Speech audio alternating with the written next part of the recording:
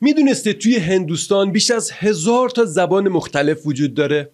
ما هم نمیدونستیم. خب عیبی نداره. اما توی این ویدیو میخوایم در مورد این قضیه با هم صحبت کنیم. سلام، من حمید هستم و طبق معمول اینجا دروازه تاریخه. خوش اومدید.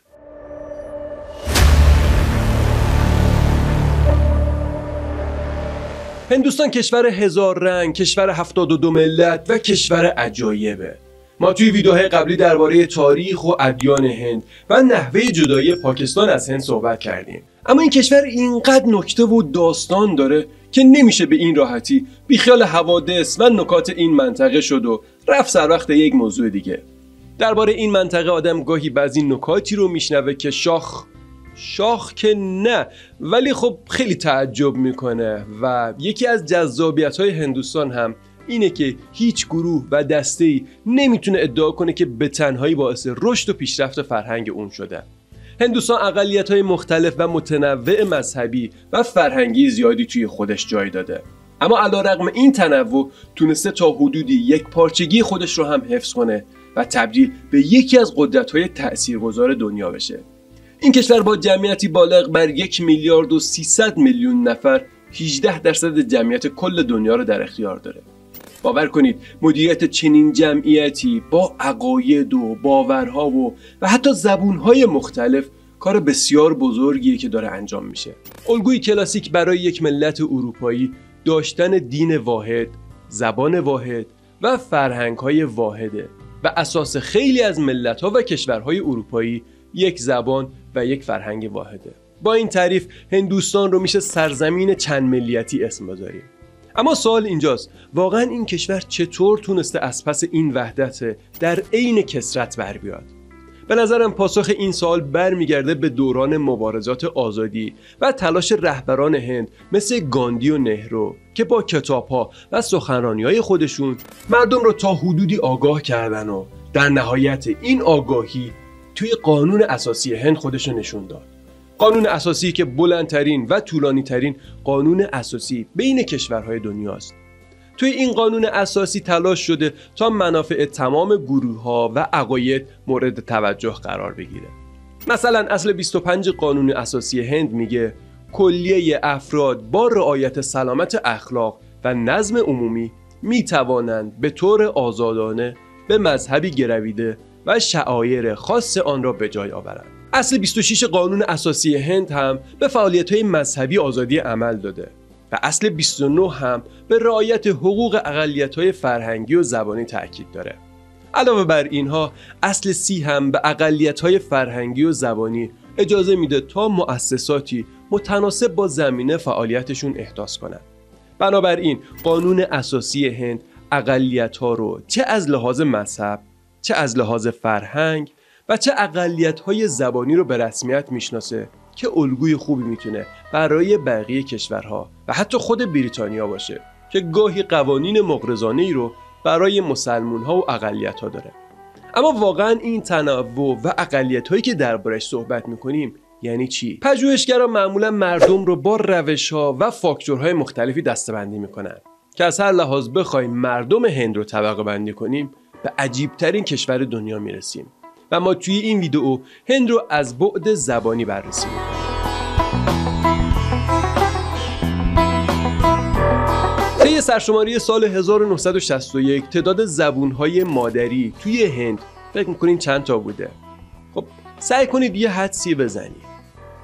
1952 تا زبون. البته تعیین مرز مشخص بین این زبون‌ها کار دشواریه و ممکنه خیلی از این زبون‌ها و گویش‌های مختلف از یک زبون واحد باشن.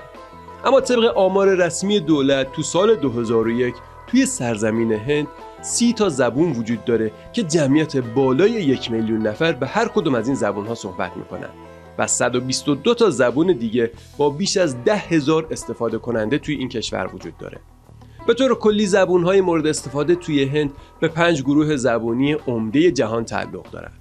زبون‌های هند و اروپایی، دراویدی، آسترو آسیایی، چین تبتی و تایکادای. با داشتن این همه زبون هندوستان 2 تا زبان رسمی داره، هندی و انگلیسی.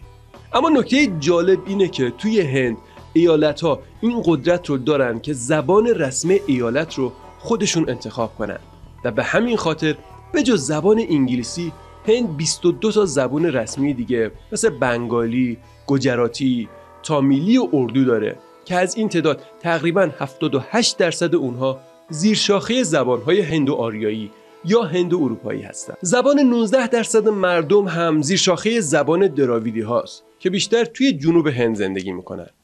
اما اگه بخوایم به ترتیب بگیم، زبان هندی 528 میلیون نفر، یه چیزی حدود 43% جمعیت هندوستان رو در بر میگیره و بعد از اون بنگالی با حدود 97 میلیون نفر بیشترین صحبت کننده رو داره.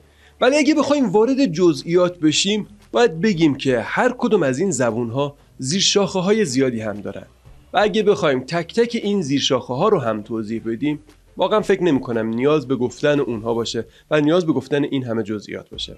البته این نکته رو باید در نظر داشته باشیم که تنها زبان هندی و انگلیسی به عنوان زبان رسمی و واسط هستند و توی گذرنامه هندی و مکاتبات هم از این زبان‌ها استفاده میشه. خب حالا چند تا نکته متفرقه رو هم بهتره بدونیم درباره زبان‌های هند. 1. زبان‌های سانسکریت و تامیل زبان‌های اصلی و سنتی هند هستند. در طول تاریخ طولانی این سرزمین، زبان‌های فارسی و انگلیسی تأثیر زیادی رو روی زبان‌های این منطقه گذاشتند. به عنوان مثال زبان اردو که الان زبان رسمی پاکستان و بخشایی از هند هست رو میتونیم یک زبان هندی که بیشترین تأثیر رو از فارسی داشته بدونیم. به عبارتی اردو رو فارسی شده زبان هندوستانی میتونیم بگیم. اما به خاطر حوادث به وجود اومده توی هند، معمولا زبان اردو که با الفبای فارسی و عربی نوشته میشه رو خط و زبان مسلمان ها میدونن که بعدها پاکستان مسلمان نشین هم این خط و زبان رو به عنوان خط و زبان رسمی کشور خودش انتخاب میکنه. دیواناگری اسم خطیه که بیشترین زبانهایی که توی هند استفاده میشن از این خط برای مکتوب کردن گفتگوها استفاده میکنن. این خط از چپ به راست نوشته میشه و بیش از 120 زبان از این دبیره برای نوشتن استفاده میکنن.